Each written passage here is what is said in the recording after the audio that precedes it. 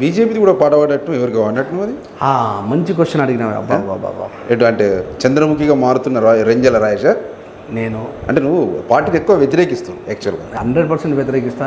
అలా సిద్ధాంతాన్ని వాళ్ళే క్యాస్ట్ వాళ్ళ బీజేపీకి క్యాంపెయినింగ్ నేను చేయడానికి కారణం పాట.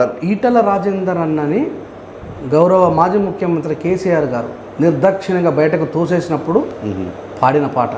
మీరు దాంట్లో క్లియర్గా ఉండొచ్చు. కత్తుల కోలాట మాడిన నెత్తుటితో ఆటలాడిన దించలేరు ఈటలన్న పోరుదారిని, కుట్రలు ఎన్ని చేసినా కష్టాల పాలు చేసినా ఆపలేరు పోరు బాట అంటే రేల ప్రసాద్ రాసింది పాట.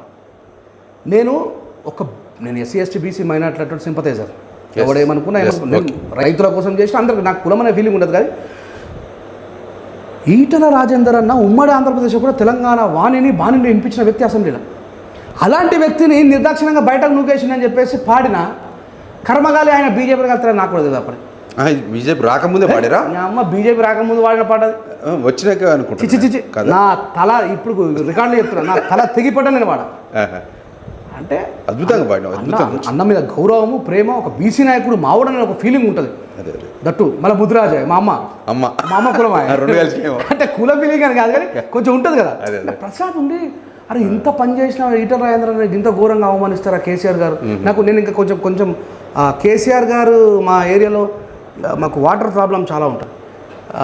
ఈ మిషన్ భగీరథ వల్ల మేము ఆయన ద్వారా నిజామాబాద్ జిల్లాలో కొంచెం ఆ ఏరియాలో రెంజర్లో మా గ్రామంలో మా ఏరియాలో నిజంగా చెప్తున్నాం ఇలా మాకు వాటర్ ఉన్నాయంటే కారణం కేసీఆర్.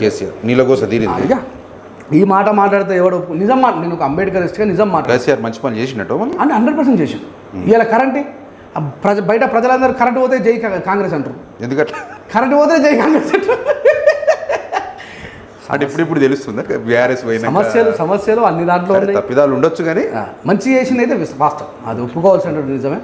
ఆయన వల్ల రోడ్డు నీళ్ళ గోస లేకుండా అయితే మీరు నీళ్ళ గోసలు 100% మా వాడకట్టుకైతే పెద్ద తలకాయ నొప్పి. మాకు రిగ్గేసుకోవాలని చెప్పుకున్నా కింద బండలు ఉండడం వల్ల కింద చేస్తే కూడా కేటీఆర్ తిడతావు కదా పాటలు. బాపి నా విషయం ఏంటంటే నేను ప్రజల మనిషిని. నేను కేటీఆర్ గారిని కేసీఆర్ గారిని కవిత గారిని పాటలలో తిడతావా? అంతే. ఇప్పుడు తిడతా అంటే నాకేమైనా